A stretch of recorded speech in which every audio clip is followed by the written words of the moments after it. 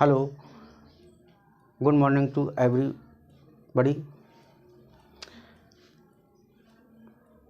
Yesterday I taught you about articles. So today we revise of articles. Once again we revise. So you should pay attention. एक बार हम लोग फिर पुनः देखते हैं कि आर्टिकल क्या है. What is article? Once again, तो the definition of article, it should be article. An article is a word which is use before noun to show whether it is general or specific. Article वह शब्द होता है जिसके द्वारा हम ये पता कर पाते हैं कि ये बात एक सामान्य है या कोई ख़ास है, और इसका प्रयोग जो है नाउन से पहले किया जाता है. तो मैंने ये भी बताया था, article is nothing but it is an adjective. Okay, there are two kinds of article, indefinite and definite. Okay, indefinite articles are a and an. Okay, according to the sound, a means a, an means an.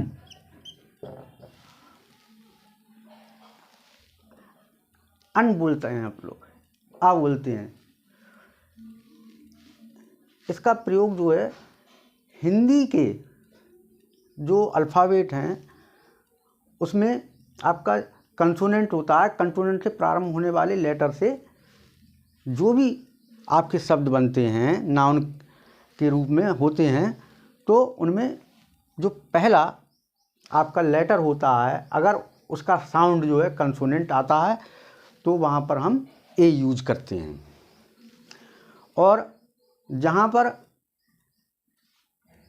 Hindi के जो vowel sound से प्रारंभ होता है कोई भी letter, तो वहाँ पर हम अन का प्रयोग करते हैं. Okay, and after that definite article. You know that only the and the, दो बार दो चीज़ें, हम इसको दा भी बोलते हैं और दी भी बोलते हैं. तो हिंदी कंसोनेंट के अनुसार जो भी आपके वर्ड होते हैं और उसमें हिंदी कंसोनेंट से जो शुरू होते हैं ऐसे वर्ड, तो उसके लिए हम द लगाते हैं. और जो वॉवेल से शुरू होते हैं तो उसमें हम दी बोलते हैं. जैसे यहाँ पर आप देख लीजिएगा, एक जैसे ये बुक दे दिया मैंने, तो इसका जब साउंड निकल लिया हुआ, तो वह क्या है, ये कंसोनेंट है. ओके, तो यहाँ पर हम द बोलेंगे. और अगर मैं आपसे ये कहूँ कि एप्पल, तो एप्पल ये वॉवेल से शुरू हो रहा है, तो यहाँ पर अगर आवश्यकता पड़ेगी तो यहाँ पर द लगाएंगे. ओके, ये कब लगाया जाता है ये भी ध्यान रखिएगा. दा का प्रयोग जैसे यहाँ पर हम जब ये खास चीज़ के लिए इसका प्रयोग किया जाता है, स्पेशल हो.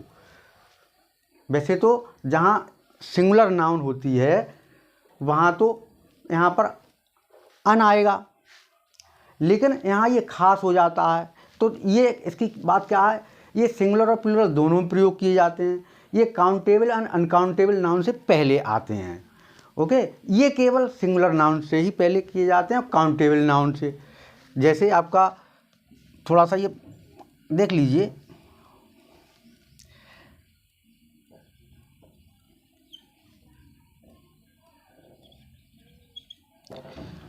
वाह है,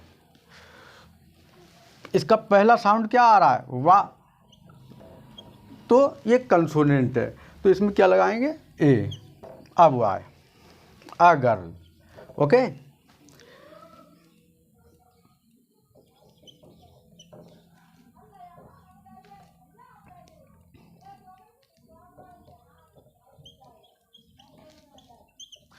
अब यहाँ पर इसका उच्चारण हम जब कर रहे हैं, ऐ बोला, तो यहाँ पर ऐ,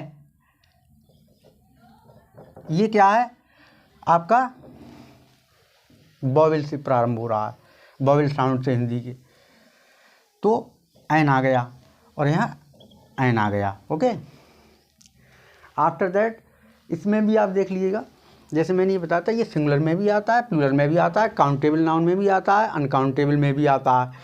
तो अब जैसे अनकाउंटेबल का देख लीजिए एक उदाहरण, जैसे वाटर है या मिल्क है, ये डैश लगा दिया, मिल्क इज बॉइलिंग। ओके, तो मिल्क हमारा कैसा है, ये अनकाउंटेबल नाउन है, तो यहाँ पर क्या आ जाएगा, द आ जाएगा।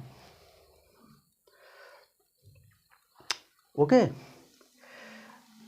और खास के लिए हमने बताया था, जैसे मैंने ये कहूँ कि आई ईट एन एप्पल, तो एक सामान्य सा एप्पल हो गया, कॉमन हो गया, तो वहाँ हमने एन लगाया, लेकिन वही एप्पल के बारे में हम बात कर रहे हैं कि the Apple was sweet. Okay, तो जब स्वीट है एप्पल तो वही है।